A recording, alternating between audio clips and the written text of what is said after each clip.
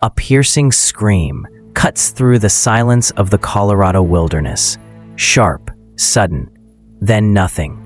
Just the whisper of wind through pine trees and the distant sound of rushing water. Two fishermen freeze by the riverbank. Somewhere in the forest behind them, a 3-year-old boy has just vanished without a trace. No footprints, no signs of struggle, as if he simply disappeared. But this isn't just another missing person case. What happened next would defy every logical explanation and leave investigators scratching their heads for decades. This is the story of Jared Atadero, and the deeper you dig, the stranger it gets.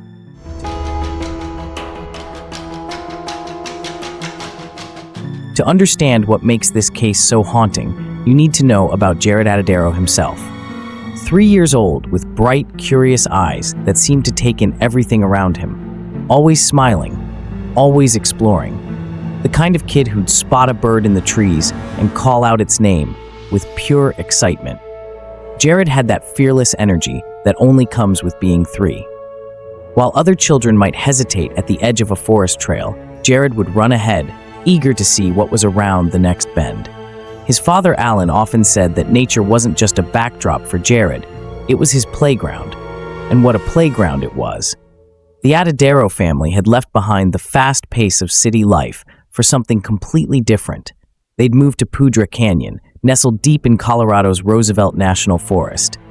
Here, Alan and his twin brother ran a small mountain resort, surrounded by rugged landscapes and quiet trails that seemed to stretch on forever.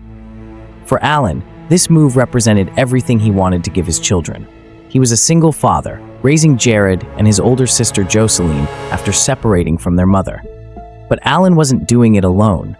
He had a deep love for the outdoors and worked as a youth mentor, guiding others through nature-based experiences. It was more than just a job, it was his calling.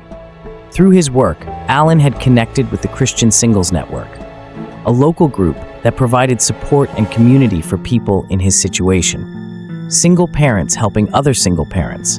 They'd become like family, often helping Alan with parenting duties and including his children in social events and outings. This wasn't just a support group, these were trusted friends. People Alan felt comfortable enough to let into his children's lives. People he believed would keep his kids safe. The group had grown close with the Atadero family over time. They'd visit the mountain resort, share meals together, and enjoy the peaceful rhythm of life that Alan had worked so hard to create. For Jared and Jocelyn, these adults weren't strangers. They were part of their extended family. In October of 1999, that trust seemed perfectly placed. The leaves were turning brilliant shades of gold and red across the mountainside. The crisp autumn air carried the scent of pine and the promise of winter snow. It was the perfect time for an outdoor adventure. When the Christian Singles Network planned a simple outing to a nearby fish hatchery, Alan didn't hesitate to let his children join them. It sounded safe, educational, and fun. The kind of supervised trip that would let Jared explore nature while staying protected. Alan had no way of knowing that this decision, born from trust, community, and love, would shatter his world forever. That the very people he'd welcomed into his family's life would make a choice that would haunt everyone involved. But that's getting ahead of ourselves, because first, we need to talk about October 2nd, 1999, the day that started like any other and ended like a nightmare. October 2nd, 1999, started with excitement. The Christian Singles Network had gathered at the Atadero family's mountain resort, planning what should have been a simple, safe adventure. The kids were eager. The adults were prepared. Everyone expected to be home before dinner. The plan was straightforward. Visit a local fish hatchery where Jared and Jocelyn could learn about trout and enjoy a guided nature experience. It was the kind of educational outing that Alan loved, combining learning with the outdoors he was so passionate about sharing. But plans change, and sometimes those changes have consequences no one could predict. As the group made their way toward the hatchery, someone suggested a detour. Why not take a scenic route? Why not show the kids something special? The Big South Trail offered breathtaking views and followed the winding Poudre River. It would be beautiful this time of year. Here's what's crucial to understand. Alan had no idea about this change. No one called him. No one asked for permission. The adults in the group simply decided, on their own, to take 2 young children onto a trail that was anything but family-friendly. The Big South Trail might sound peaceful, but it's deceptive. This isn't a gentle nature walk. The path is narrow and uneven, carved between rocky sections that drop off into steep ravines. Dense wilderness surrounds hikers on all sides, creating an almost claustrophobic sense of isolation. Cell phone reception here is virtually non-existent. If something goes wrong, you're on your own. And in late autumn, with shorter days and dropping temperatures, the margin for error becomes razor thin. But the group pressed on, bringing the children along. Jared, at just 3 years old, was by far the youngest member of the party. His small size and boundless energy should have been red flags. This was not a trail for toddlers. Yet no one seemed to recognize the danger. No one held his hand. No one kept him close. As the group began to spread out along the winding trail, Jared was allowed to wander ahead, his natural curiosity pulling him forward into the forest. Picture him in that moment, wearing his favorite white t-shirt with Walmart emblazoned across the front and simple blue jeans. His small legs carrying him eagerly along the path, his bright eyes taking in every detail of the autumn forest. The rustling leaves overhead, the sound of water rushing far below, the golden sunlight filtering through tall pines and aspens. Witnesses would later describe him as completely happy, unafraid, moving with that boundless enthusiasm that only a 3-year-old can have. There was no sign of distress, no indication that anything was wrong. The trail twisted and turned, following the natural contours of the canyon. Some members of the group moved quickly, eager to see what was around the next bend. Others lagged behind, taking their time to enjoy the scenery. Somewhere in between, a small boy explored with the fearless wonder of childhood. At one point along this journey, 2 fishermen were casting their lines near a bend in the river below. They were focused on their fishing, enjoying the peaceful afternoon, when they noticed something. A small figure walking alone on the trail above them. They saw a little boy in a white shirt and blue jeans. He was walking calmly, without any sign of panic or confusion. Just a child taking a walk in the woods. The fishermen assumed he was part of the larger group they'd seen earlier and thought nothing more of it. They had no way of knowing they were witnessing the last confirmed sighting of Jared Atadero. No way of knowing that in just moments, everything would change. The afternoon was growing later. Shadows were beginning to lengthen across the forest floor. The group continued along the trail, some members still unaware that the youngest among them was no longer visible. And then it happened. A scream pierced the quiet mountain air, sharp, high-pitched, sudden. The sound echoed through the trees like a gunshot, startling everyone within earshot. The fishermen by the river froze. Members of the hiking group stopped in their tracks, but the scream lasted only seconds. There was no follow-up cry, no call for help, no sound of struggle. After that brief, piercing moment, silence returned to the forest as if nothing had happened. Later, Jared's sister Jocelyn would describe that scream in a way that still sends chills down your spine. She said it sounded like someone was playing, like someone had run up to tag Jared in a game, but when the group called out for Jared, no one answered. When they searched the immediate area, no one was there. The little boy in the white Walmart shirt had simply vanished into thin air. The silence that followed that scream was deafening. Not the peaceful quiet of nature, but something wrong. Something that made your skin crawl. The adults in the group looked around, confused. Where was Jared? He'd been right there just moments ago. Someone called his name, then another person. Soon, voices were echoing through the forest as panic began to set in. Jared! Jared! But the forest gave back nothing. No response, no little voice calling back. No sound of small feet running through the underbrush. At first, nobody wanted to believe what was happening. 3-year-olds don't just disappear. Maybe he'd run ahead on the trail. Maybe he was hiding behind a tree, playing a game. Maybe he'd wandered just out of sight and would come running back any moment with that bright smile on his face. But as minutes ticked by, the awful truth began to sink in. Jared was gone. Here's what makes this even more disturbing. In those crucial first moments, when every second counted, the group didn't call for help. They didn't contact authorities. They didn't try to reach Alan. Instead, they spread out along the trail, calling Jared's name and searching on their own. Picture the scene. Adults frantically combing through dense trees and rocky terrain, voices growing more strained and desperate with each unanswered call. The golden afternoon light beginning to fade as shadows crept across the forest floor. Time moved differently in those moments. Minutes felt like hours. Every rustle of leaves brought hope that quickly turned to disappointment. Every shadow might be a small boy, but it never was. The crisp mountain air carried their anxious cries, but the wilderness seemed to swallow the sound. No matter how loud they called, how desperately they searched, the forest remained silent. It was as if Jared had simply been erased from existence. Meanwhile, miles away at the Pudra River Resort, Jared Atadero was going about his day, completely unaware that his world was about to shatter. He trusted these people. He'd let them take his children on what was supposed to be a safe, supervised outing. He had no reason to worry. Hours passed before someone finally made the terrible journey back to tell him what had happened. Imagine being in Alan's position. Someone you trust arrives at your door, breathless and worried, with news that doesn't make sense. Your 3-year-old son is missing. He was there one moment, gone the next. No one knows how. No one knows where. Alan's reaction was immediate and devastating. The careful, measured world he'd built for his family collapsed in an instant. Witnesses described him breaking down completely, getting into his vehicle while beating his chest and screaming the words that would haunt him forever. "They lost my baby. They lost my baby." The anguish in those words cuts right through you. This wasn't just grief, it was betrayal. The people he'd trusted with his most precious gift had failed in the most fundamental way possible. They'd lost his child.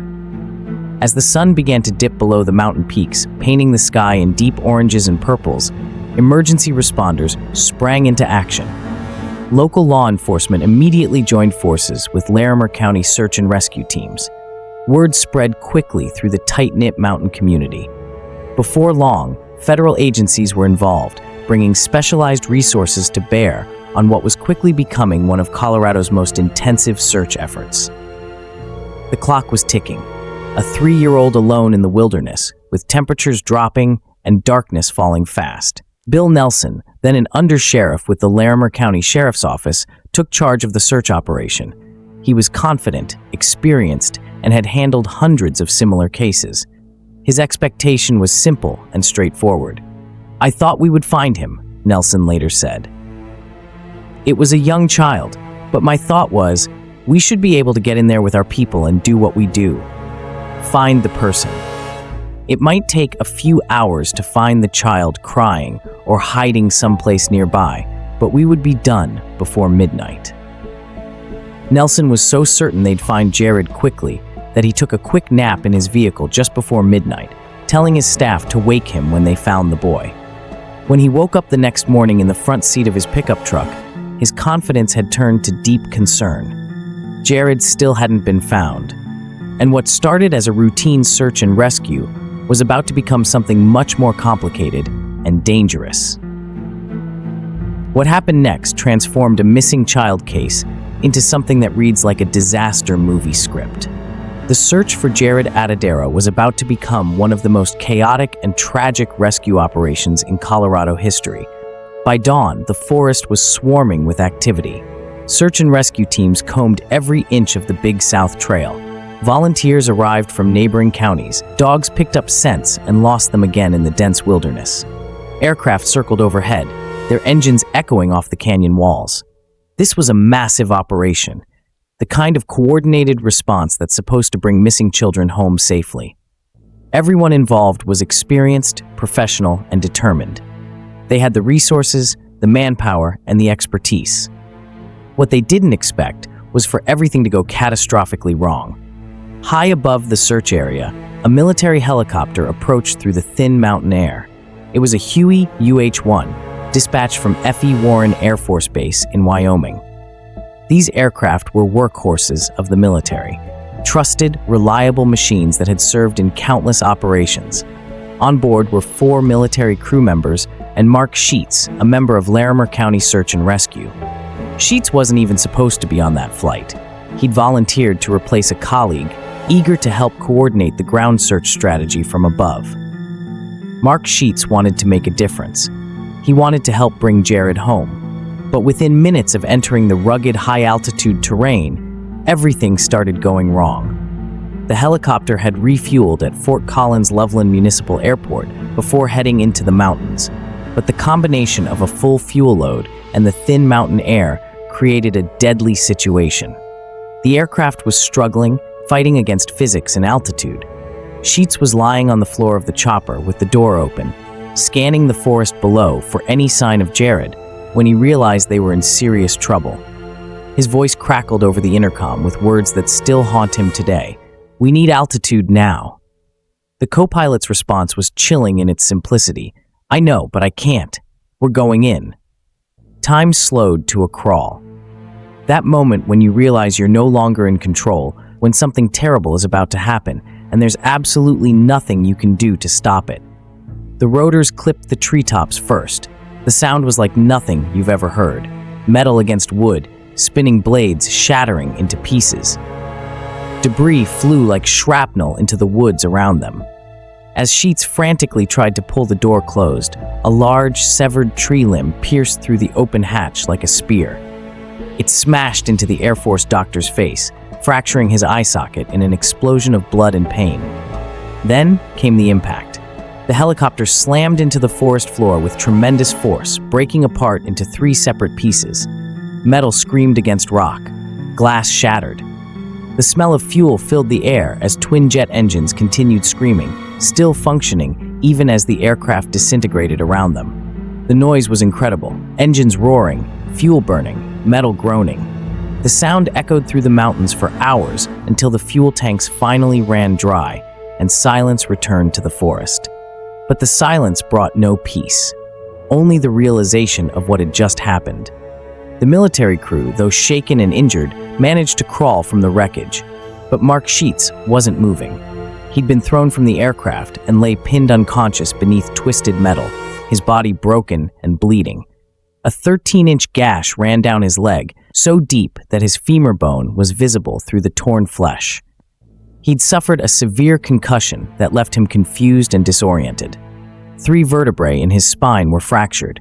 His shoulder was broken. Later, Sheets would say that he'd only gotten on that flight to try to help find Jared, to do something useful. Instead, he'd nearly lost his life. Nearby search and rescue members heard the crash and sprinted toward the site. What they found was a scene of devastation, helicopter parts scattered across the forest floor like broken toys. They had to kick in a window to pull Sheets from the wreckage, quite literally saving his life. But now, the search for one missing child had become a rescue operation for multiple victims. Resources that should have been focused on finding Jared were diverted to dealing with a military aviation disaster. And that was just the beginning of the chaos. Word of the helicopter crash spread like wildfire. Suddenly, this wasn't just a local missing person case. It was a national news story.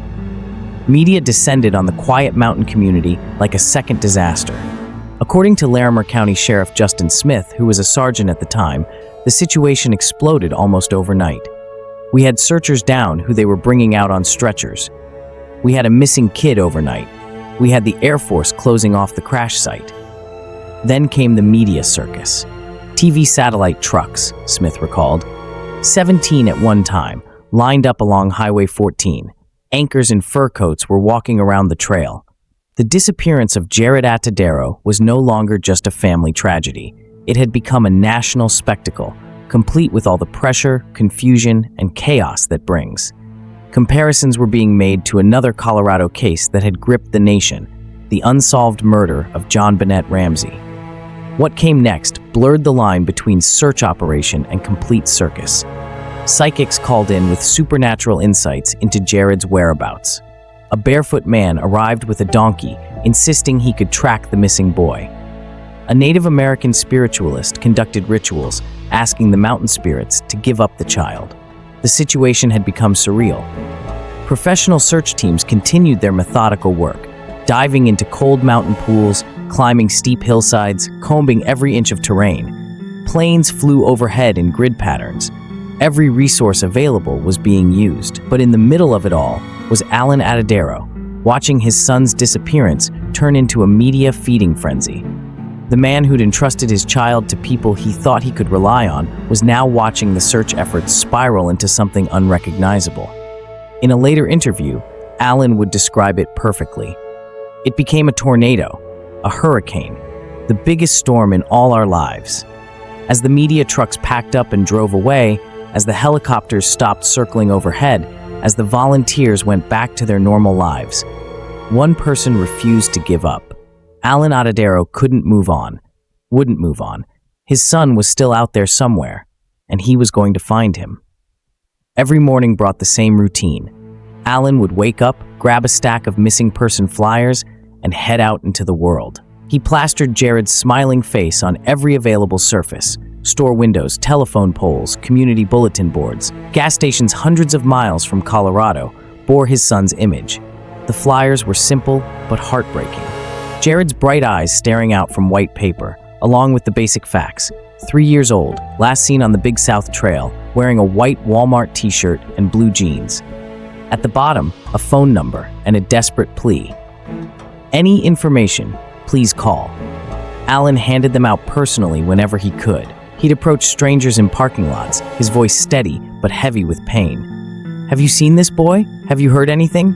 Anything at all?" Most people were kind. They'd take the flyer, promise to keep an eye out, offer words of encouragement.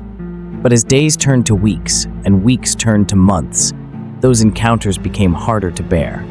The sympathy in people's eyes gradually shifted to something else. Pity, perhaps, or the uncomfortable recognition that some stories don't have happy endings. The interviews continued. Local news stations welcomed Alan back repeatedly, and sometimes national programs would spotlight the case again. He spoke openly about his love for Jared, the pain of not knowing, his refusal to accept that his son was gone forever. These appearances were torture. But Alan endured them because they served a purpose. They kept Jared's story alive. They reached into living rooms across the country where someone might be watching who had information, who had seen something, who held a piece of the puzzle. Behind the cameras, the sleepless nights took their toll. Alan spent countless hours combing through old police reports, searching public records, following up on every lead no matter how unlikely. He kept contact with law enforcement, volunteer groups, even psychics, anyone who claimed to have insight into what had happened to his son. Every phone call raised his hopes. Every tip, no matter how far-fetched, deserved investigation. And every dead end crushed him a little more. As months became years, the trail grew colder. The promising leads dried up. The media moved on to newer tragedies. To the outside world, Jared Atadero was becoming just another missing child case, filed away and largely forgotten. But in the quiet corners of Alan's world, hope persisted. Stubborn, painful, necessary hope. Because somewhere out there, his little boy was waiting to be found. And Jared Atadero was never going to stop looking. He had no idea that the forest was about to give up its secrets in the most shocking way possible. 4 years. 4 long years of searching, hoping, and wondering. Then, on an ordinary day in 2003, 2 hikers were about to stumble upon something that would change everything. Rob Osborne and Gareth Watts were hiking together in the Poudre Canyon area, not far from where Jared had vanished. It was a beautiful day for a hike, the kind of crisp, clear afternoon that draws people to Colorado's wilderness. The dense forest canopy filtered sunlight into dancing patterns on the forest floor. As they rounded a bend near a narrow ravine, something caught their eye. A flash of color among the brown leaves and moss, something that didn't belong in the natural landscape. They approached cautiously, their hiking boots crunching softly on fallen leaves. What they found would haunt them forever. There, arranged almost carefully near the edge of a rocky outcrop, was a cluster of clothing, a brown polar fleece sweater, a pair of blue jeans, and unmistakably, a pair of Disney Tarzan sneakers, the same ones Jared had been wearing when he disappeared. But here's what made their blood run cold.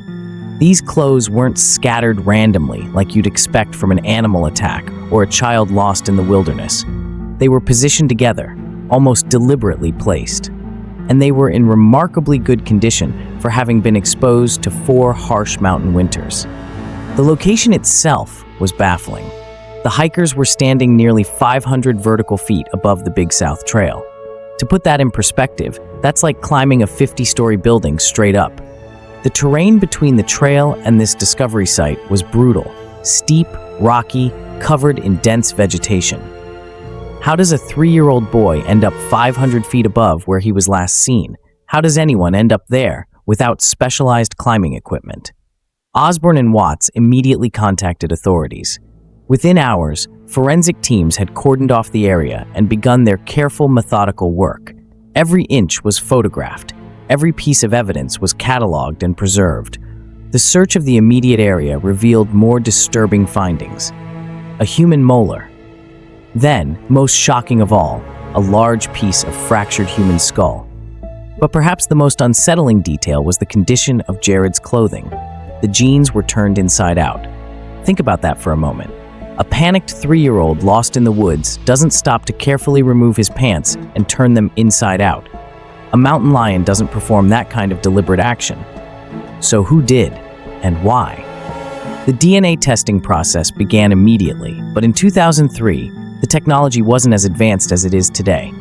The initial results came back as 86% likely to be Jared's remains. Heartbreaking, but not definitive enough for absolute certainty. Years later, more sophisticated DNA analysis would provide that certainty. The remains were 100% confirmed to be Jared Atadero.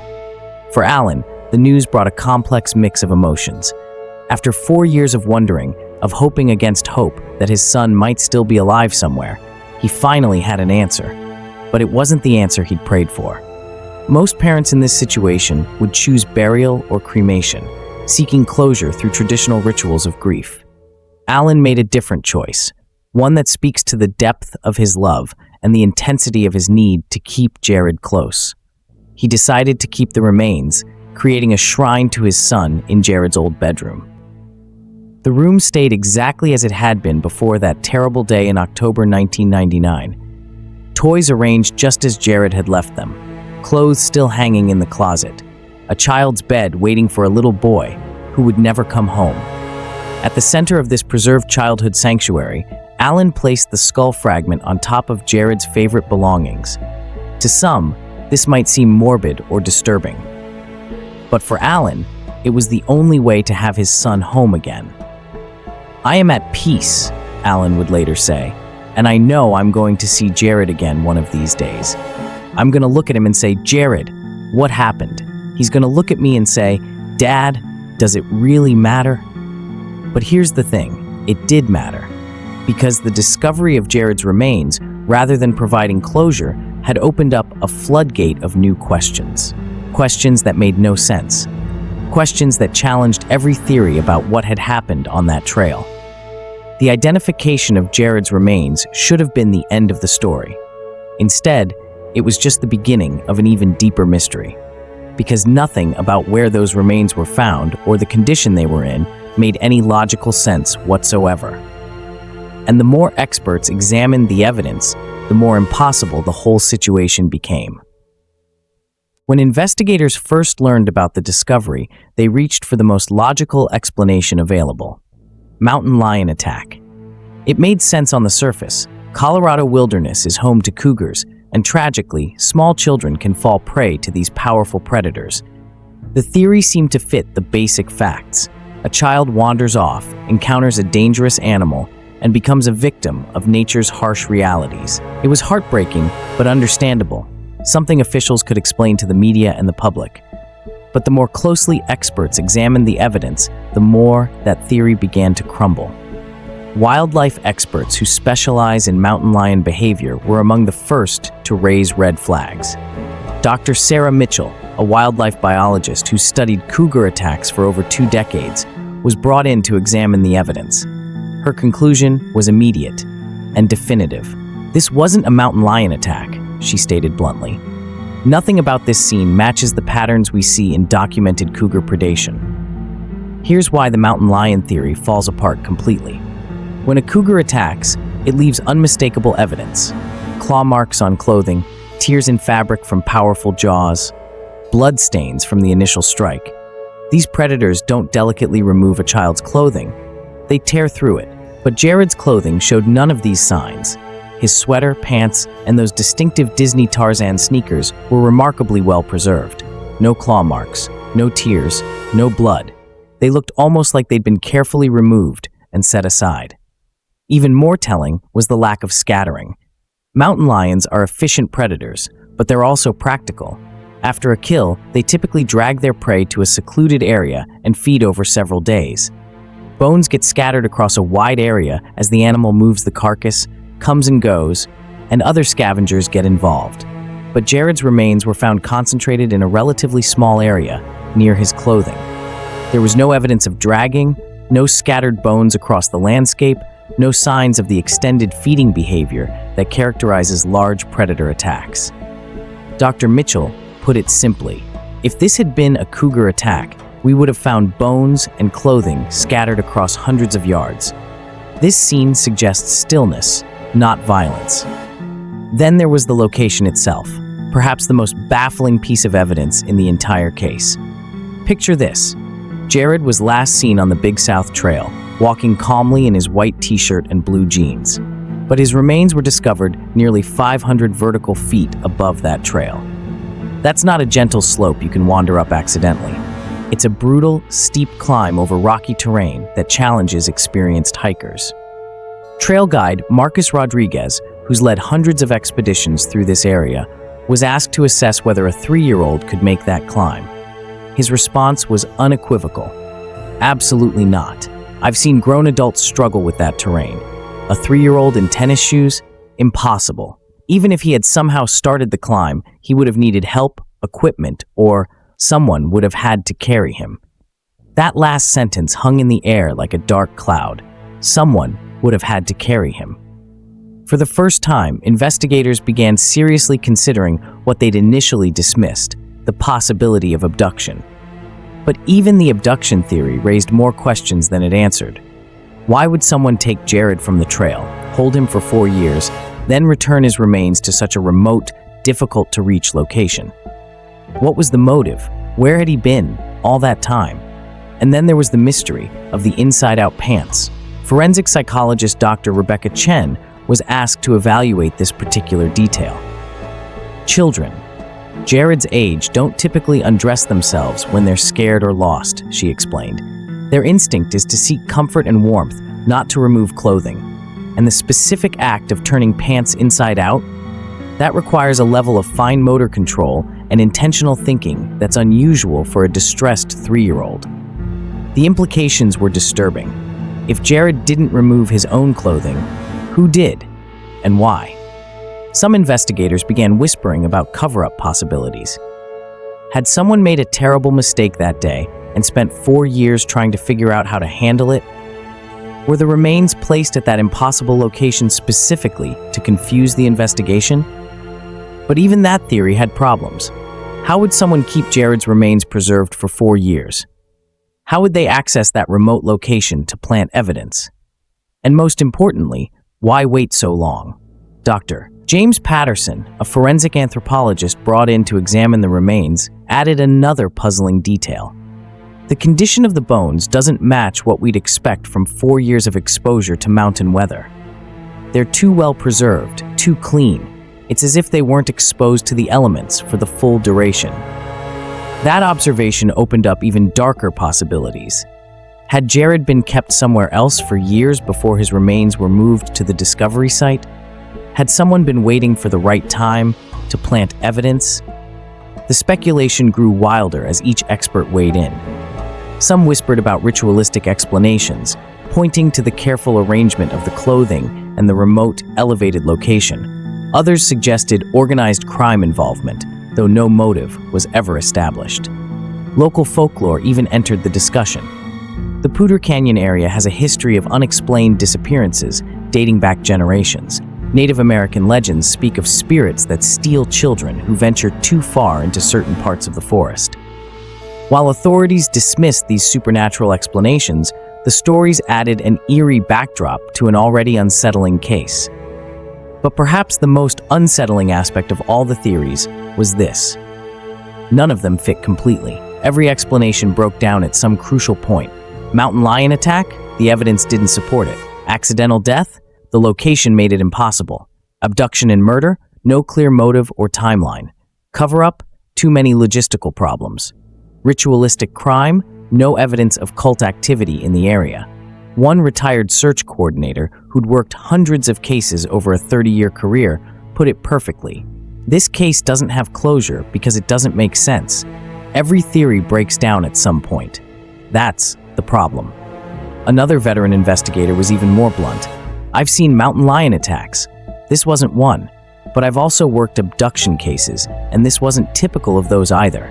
Whatever happened to Jared Atadero, it doesn't fit any pattern we recognize. The experts were stumped. The evidence contradicted itself, and somewhere in the gap between what the facts suggested and what logic could accept, the truth remained hidden, as elusive as Jared himself had been on that terrible day in October 1999. Most parents who endure such unimaginable loss retreat from the world. They grieve privately, struggle to rebuild their lives, and try to find some way to move forward. Alan Atadero chose a different path. He turned his pain into purpose, his grief into a mission that would outlast his own lifetime. Finding Jared's remains should have brought closure, but for Alan, it marked the beginning of something new. He wasn't just a grieving father anymore. He was a man with a story that needed to be told, lessons that needed to be learned, and changes that needed to be made. He sat down and began to write, page after page, reliving every moment of Jared's story. The innocent hike that turned tragic, the chaotic search efforts, the years of sleepless nights and false hopes, the shocking discovery that raised more questions than answers. But Alan's book wasn't just a memoir, it was an indictment. He exposed every failure, every missed opportunity, every moment when the system had let his son down. The unauthorized detour that should never have happened. The delayed response when Jared first went missing. The media circus that turned a search operation into a spectacle. Missing, the Jared Atadero story became more than just one father's account of tragedy. It became a call to action. Alan didn't stop with writing. He began speaking publicly, appearing at conferences, safety seminars, and parent groups. Standing in front of microphones and cameras, he relived his deepest pain because he believed it could prevent another family from enduring the same heartbreak. His message was clear and powerful. The systems designed to protect our children are flawed, and we need to do better. He called for stricter safety protocols in national parks, better training for volunteer groups who take children on outdoor excursions, clearer communication procedures during emergency responses, more accountability from those in charge of search efforts. These weren't abstract policy proposals to Alan, they were written in the blood of his own experience. Every recommendation came from a specific failure he'd witnessed, a specific moment when better procedures might have saved his son. He connected with other families who had lost children in mysterious circumstances. Parents whose children had vanished in national parks, dense forests, or small towns across the country. Together, they formed an informal network of pain and perseverance, supporting each other through the darkest moments while advocating for systemic changes. But Alan's advocacy came with a cost. Not everyone wanted to hear his message. Some people wished he would move on, accept the official explanations, and let sleeping dogs lie. There were those who found his persistent questioning uncomfortable, his refusal to accept closure inconvenient. Yet Alan couldn't stop. Not when so many questions remained unanswered. Not when his gut, his heart, and the evidence all whispered the same disturbing truth. There was more to this story than anyone wanted to admit. His persistence paid off in unexpected ways. In 2007, Governor Bill Ritter of Colorado issued an official proclamation declaring September 8th as Recreational Safety Awareness Week in honor of Jared Atadero. It was a small victory, but a meaningful one. Official recognition that Jared's story mattered, that his death could serve a purpose. Alan was given the honor of presenting the proclamation to Assistant Principal Lori Perry Crumbin of Falcon Bluffs Middle School, where Alan worked as a teacher. In that moment, surrounded by colleagues and students, Jared's legacy became something positive, something that might protect other children. But even with official recognition and published books, the strangest chapter of Alan's journey was yet to come. In what can only be described as a bizarre twist, a man began harassing Alan, claiming to actually be Jared himself, grown up and seeking reconnection with his father. The harassment became so persistent and disturbing that Alan was forced to take out a restraining order. When the man violated that order, he was arrested. The discovery and DNA confirmation of Jared's remains had definitively disproven the man's claims, and authorities concluded he was either mentally ill or seeking attention through this cruel deception. For Alan, this incident was just another reminder that his son's story attracted not just genuine sympathy, but also the darkest elements of human nature. More than 2 decades have passed since that piercing scream echoed through the Colorado wilderness. More than 2 decades since a 3-year-old boy in a white Walmart t-shirt vanished without a trace. And we're still no closer to understanding what really happened on that trail. The questions that haunted investigators in 1999 remain unanswered today. How does a healthy, happy child disappear within minutes in broad daylight? How do his remains end up 500 feet above where he was last seen, in terrain no 3-year-old could navigate alone? Why was his clothing pristine and carefully arranged after 4 years in the wilderness? The official case file still reads unsolved. The theories still contradict each other. The evidence still defies logical explanation. But here's what we know for certain. Someone, somewhere, knows more than they've told. Whether it's a witness who saw something they didn't think was important, someone involved who's carried a secret for decades, or investigators who overlooked a crucial detail, the truth is out there. Jared's story isn't just about one missing child. It's about the failures of systems meant to protect our most vulnerable. It's about the importance of asking hard questions, even when the answers are uncomfortable. It's about never giving up on the truth, no matter how long it takes to find. Alan Atadero kept his son's memory alive through sheer force of will and love. Now it's up to all of us to keep asking the questions that matter. What do you think happened in the Colorado wilderness that day? Share your theories in the comments below. Like this video if you want to see more unsolved mysteries. Subscribe to help us keep these stories alive. And remember, sometimes the most important cases are the ones that refuse to make sense. Because somewhere in those silent mountains, the truth is still waiting to be discovered.